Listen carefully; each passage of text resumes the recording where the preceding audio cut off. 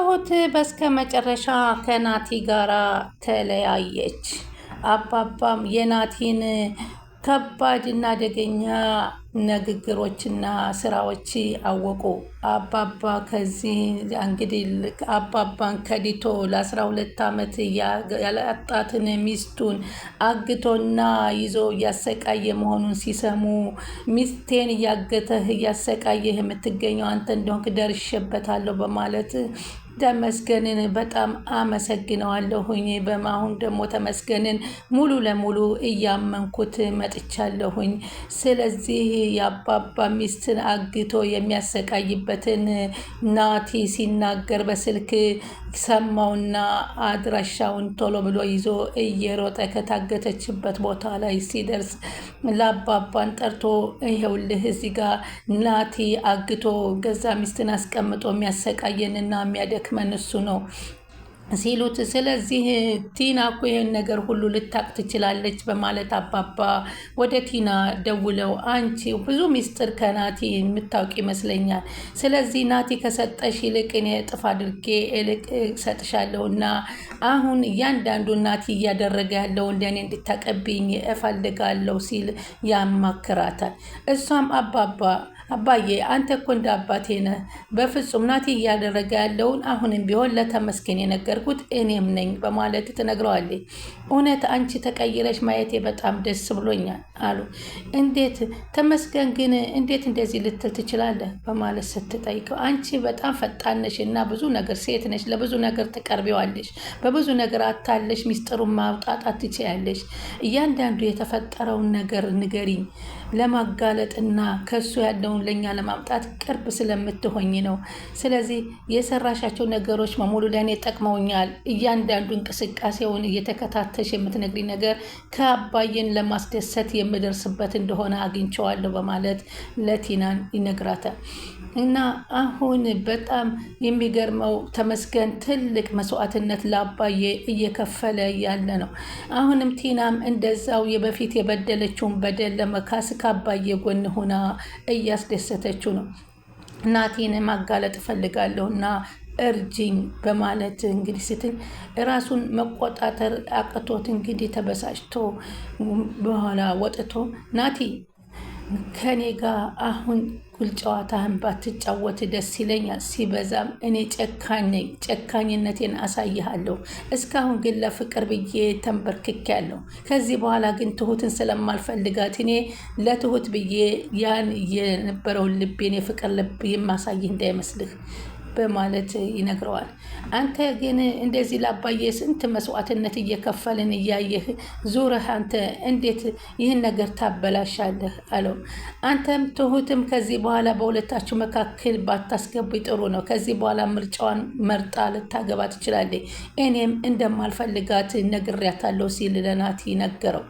ናቲም ትሁትን ለማገኘት ሲል የሰራውን ሸር እንግዲህ በማሰብ አባባ ጋር መጣላቱ አስታወሰውና ወይኔ እንደዚህ ሊተውልኝ ነው ወይ አባባን ሚስት አግቼ ያሰቃየሁት በማለት ራሱን መውቀስ ጀመረ። ሰላም ውድ ቻናል የተከታታዮች ሰላማችሁ በያላችሁበት ይብዛ። ለቻናላችን አዲስ የሆናችሁ ሰብስክራይብ፣ ላይክ፣ ሼር እያደረጋችሁ አበረታቱኝ። እንግዲህ እናንተም በኮሜንት ስታበረታቱን እኛም እንግዲህ ሀሳብ አስተያየታችሁን በመስማት ልናሻሽል ስለምንችል ከልብ እናመሰግናለን። ስለዚህ አሁን አባባ እጅግ በጣም በሚያሳዝን ሁኔታ እንግዲህ ናቲን እያደረጋቸውን ነገሮች ሁሉ ዋጋ እያስከፈለው ይገኛል። አሁን እንግዲህ አባባ ራሳቸውን መቆጣጠር አቃታቸው። ትሁት ነግሬሽ ነበር እኮ እንግዲህ ለራስሽ የሚፈልጊውን ምረጪ፣ ለእኔ ይሆነኛል የምትይውን ራስሽ መከተልና መምረጥ ትችያለሽ። እኔ መሰለኝን ተናግሬያለሁ ብዬሻለሁ በማለት ነገር እኔ አንቺን የምጠላበት ነገርና የምንም ነገር የለኝም። ምርጫሽ የራስሽ ነው። ይሄ ግን ናቲ ተብዬ አሁን ተመስገንን እንደዚህ እንዲያደርገው አልፈልግም በማለት ሲሉ ተመስገን ደግሞ አባዬን የዋለለትን ውለታ ወደ ገጠር ተመልሶ ገጠር ሲሄድ እንግዲህ በዚህ እኔ እምልሽ እኮ አላት። ሽማግሌውን አገኘውና አንተ እኮ ለእኔ መልካም ሰው ነህ። አንተ የሰጠኸኝ ብር እኮ እኔን ሀብታም አደረከኝ። በጣም ተንደላቅቄ እየኖርኩ ነው። እናንተስ እንዴት ሆናችሁ ከምን ደረሳችሁ? በማለት ሽማግሌው ሲጠይቀው ሴትኛዋ ጸበል ከሄደች ጀምሮ አልመጣችም። ስለዚህ ምን ተፈጥሮ ነው እንደሆነ አላቅም። በተረጋጋ መንፈስ እንግዲህ ተረጋጋ መልኩ ነገሮችን ብታስተውሉና ብታስተካክሉ ጥሩ። ያ ካልሆነ ግን መቼም ተያይዘን ገደል ነው የምንገባው። እኔንም የአካባቢው ሰው አያስቀምጠኝም በማለት ይነግረዋል። ተመስገንም አይዞት፣ ይሄ ሁሉ ነገር አስተካክላለሁ፣ የጸበሉን አድራሻ ስጠኝና እኔ እዛ ቦታ ሄዳለሁ በማለት አለና ሰውየውም ፈቃደኛ ሆኖ የጸበሉን አድራሻ ጽፎ እንግዲህ አገሩ ሩቅና በቅርብ ብዙ እንደሚያደክማቸው ጧት ተሄዶ ነው እንጂ አሁን በምሽት ሂደህ አትደርስበትም በማለት ይነግረዋል። እሺ ነገ ጧት በመጧት እመጣለሁ በማለት ከትሁት ጋር ዳግም ተያይዞ እዛ ቦታ ሲሄድ ነው እንግዲህ ያንን ያለፈውን ቁጭ ብሎ እያስታወሰ ከዛ ግን መሄደው ነገር ግን እሱ አባዬን ዛሬ አሳይሃለሁ ብሎኛል እና አድራሻውን ተቀብዬ በጠዋት ነው መሄድ ያለብኝ አመጣልሃለሁ በማለት ነው። ትሁቴም አብራው ሄዳን ቆይ አንተ ግን ምን ለማድረግ እያሰብክ ነው? ሁልጊዜ እኔ የጀመርኩትን ነገር ለመጨረስ የምትጥረው? ምክንያቱም አንቺ ቶሎ ጨርሰሽ እኔና አንቺ እንድንጋባ ነበር። ሆኖም ግን አንቺ ፍላጎትሽ ደጋግመሽ 100 ጊዜ ነግረሽኛል። ናቲን ነው የምፈልገው ብለሽኛል። ግን እኔ ደግሞ አንቺ ናቲን ፈለግሽ ብዬ አባዬን የማደርገው መስዋዕትነት ወደኋላ አልልም ብሎ ተናገረ። አባዬም ደግሞ ስሚ ትሁት፣ እኔ እኮ መጀመሪያውን ብዬሻለሁ፣ ናቲም ሆነ እናቱ ለእኔ አይበጁኝም። እናቱም እንደዛ ከዛ ችግር ካላቀቅና በኋላ እኛ ሪስክ ወስደን ጥጣን ሄደችው። ጭራሽ እናቲቱ ዙራ ከልጁ ጋር ሁና የኔ ሚስት ለመግደልና የኔ ሚስት ደራሿን ለማጥፋት ማሰብ ምን ይባላል? ከዚህ በኋላ ናቲ የሚባል ሰው በቤቴ ይዘሽብኝ እንድትመጪ አልፈልግሽም። ከፈለግሽው አንቺ ይህንን ነገር እንዳደረገ አባዬ እንደታወክ ስትለው ይኸው ቲናን ገንዘብ እሰጥሻለሁ ብሎ እኮ ቲናን እያሰራት። እኔ እኮ ብያለሁ ተመስገን፣ አንቺ እኮ ያልሽኝ ተመስገንና ቲና አንድ ነገር አላቸው ብቻ ነበር ያልሽኝ። እኔ ግን ቲና በፍጹም ከዚህ በኋላ መጥፎ ነገር እንደማትሰራ ደጋግሜ ነግሬሻለሁ። አንቺ ንጹሕ ሰው እያደረግሽ የነበረው ናቲን ነው። ናቲ ግን አሁን ናቲ ስራው ሁሉ ተገልጾበታል። ቲናን ገንዘብ እሰጥሻለሁ። የምን 500 ሺህ ብር ነው እያልሽ የደረስሽባቸው? ቲና ከናቲ ጋራ ገንዘብ ተደራድራ የኔ ሚስት ለማጥፋትና እንዲሁም ደግሞ አለሜም አብራ ሁና ከፈለግሽ ማስወግጃት የሚለውን ነገር ተነጋገሩ ደርሳባቸው ለተመስገን ነግረዋለች። ስለዚህ የኔን ሚስት ጭራሽ ድራሽ አጥፍታ ነው ወይ አለም የተመልሳ ለእኔ ሚስት ሁና መቀመጥን ያሰበችው? ፍጹምም አላደርገው ነው።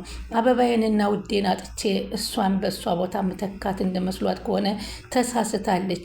ስለዚህ እኔ ከዚህ በኋላ አለሜንም ሆነ ናቲን የማይበት መንገድ የለኝም በማለት ለቲና ሲነግሯት፣ ቲና እውነት ይህን ነገር እሱ ናቲ ፈጸመ ወይ ብላ ስትጠይቃው ይህን ነገር በሙሉ በስልክ ሲያስተላልፍ ከኋላ ሁና ቲና ሰምተዋለች ትሁት። ስለዚህ አንቺ ምርጫሽና ምርጫሽን የራስሽን ምርጫ እኔ ልጋፋሽ አልችልም። ብፈልጊ ሽማግሌ ልከሽ ብፈልጊ በሰርግ አድርገሽ ማግባት ትችያለሽ። እኔን ግን ከእኔን ለቀቅ ያደርጉኝ። እንዴት ነው በዚህ ልክ እናንተ እኔን እንደማገናኘት አንቺና ተመስገን ውዴን ለማገናኘት ስትጥሩ እሱ ከጀርባ እየተከተለና ሚስጥር እየሰማ እየሄደ ሚስቴን እያራቀብኝ የሚገኘው በማለት ለትሁት ሲነግሩ ትሁት እያላሰበችውን ስትሰማ እውነት ይህን አድርገሃል ወይ በማለት ናቲ ጋራ ተፋጠጠች። ናቲ እውነት ይህን አድርገ ከሆነ አንተና እኔ የመጨረሻችን ነው ስትል ደምን ባለቀሰች። አዎ አድርጌዋለሁ፣ ምክንያቱም እናቴ ስትጎዳ ማየት አልፈልግም። አንተ ራስ ወዳድ ነህ። ድሮም አንተ ለእኔ አትሆነኝም። ብዙ ጊዜ ከራስህ ከማንም የበለጠ እናት ስተት እንኳ እየሰራች እያወቅ ለእናት ትቆማለህ። አዎ እናቴ ናት፣ ለእናቴ መቆም አለብኝ። ትሁት ምን ማለትሽ ነው? እናቴ እኮ የወለደች ናት። እናንተም እኮ እናት የወለደች ስትሆን አባዬም እኮ የልጅ እናቱ ሚስቱ ናት። ይህንን ማሰብ የለብም? ፍቅር በግዴታ አይሆንም ስትል አልነበረም? ስለዚህ አባዬ ደግሞ ካልፈለጋት አለሜን የሚፈልገው ይችን በሽተኛዋንም ቢሆን እያስታመመ አብሮ መቀጠል ከሆነ ለምን የሱን ደስታ አጠብቅለትም ነበር በማለት ትሁት ከናቲ ጋር ግብ ትይዝና ከዚህ በኋላ አይንህን ላይ አልፈልግም፣ ከዚህ በኋላ አትድረስብን፣ የአባዬ ሚስት ደግሞ የት ቦታ እንዳስቀመጥካት መናገር አለብህ፣ ምክንያቱም ይችን ቲና እገላታለሁ ብሎ ናቲ ፎከረ። ቲና ናት ይህን ሁሉ ጉድ የሰራችኝ ሚስጥሩን ሁላ እየሰማች እያመጣች ስትል ቲና የራስህ የተመስገን ትመስለኝ ነበረ። ለካ አንተ ነህ ቲናን በገንዘብ እያደለልክ ሚስጥሮችን ስትነግራት የነበረው።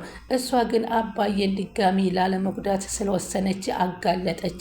ስለዚህ አንተ ፈጽሞ ለእኔ ልትሆነኝ አትችልም ስትለው አሁን ትሁት ከሁለቱም ሳትሆን ቀርታ እርፋለች። መጀመሪያም ቲና ተመስገን ነው የሚሆንሽ እያለች ብትመክራትም በፍጹም ተመስገንን ልቧ ልሰጠው አልፈለገችም ነበር። አሁን ግን በደህና ስለት ቢላዋ ልቧን ሲያርደው ከናቲ ትሁት ቆረጠላት። አባባም እንግዲህ እውነት አሁን ሚስቴን አምጦልኝ እንጂ ከዚህ በኋላ አለሜና ናቲ የሚባሉ ሰዎች ስለ ስማቸውም ስለ ወሬያቸውም እንዲታነሱብኝ አልፈልግም በማለት ተናገሩ። አሁን ተመስገንና ቲና ያን ቦታ ስለሰማችሁ ሲናገር እንግዲህ ያንን አባባም እኔ ገንዘብን ቢሆን እጥፍ እሰጥሻለሁኝ እባክሽ ያለበትን ቦታ ውሰጅንና አለሚንና ውዴን አገናኝኝ ከነሱ በኋላ ከዚህ በኋላ ግቤ ድርሽ እንዳይል በማለት አባባም ተበሳጭተው ተናገሩ። ትሁትም የመጨረሻ በናቲ ላይ ያለውን ክፋትና ምቀኝነት ስትሰማ አንተን እኔ በዚህ ልክ አልጠበቅኩም ነበር። ምን አይነት ክፉ ሰው ነህ? እኔ ለአንተ ፍቅር አለ ብዬ ወደዋለሁ ብዬ ስንት ሰው ጋር ተጋጨውኝ ከአባዬም ጋር ጣልተኝ ነበረ ትቸው እሱ ይቅር እያለኝ እንጂ ቲናንም አንተ ከመስገን ጋር ገጥመሽ እያልኩኝ ከቲናም ጋር ትስጋጭ ዙሪያሽን ተመልከች ትለኝ ነበር። ለካ እውነቷን ነው። እሷ እኔ ነኝ ዙሪያ መመልከት ያቃተኝ በማለት ሁሉን ነገር ፍርጥርጥ ብለው ሁላቸውም ተነጋገሩ። በአሁኑ ሰዓት እንግዲህ ተመስገንና ቲና በአባዬ ዘንድ ትልቅ ቦታ ላይ አግኝተዋል።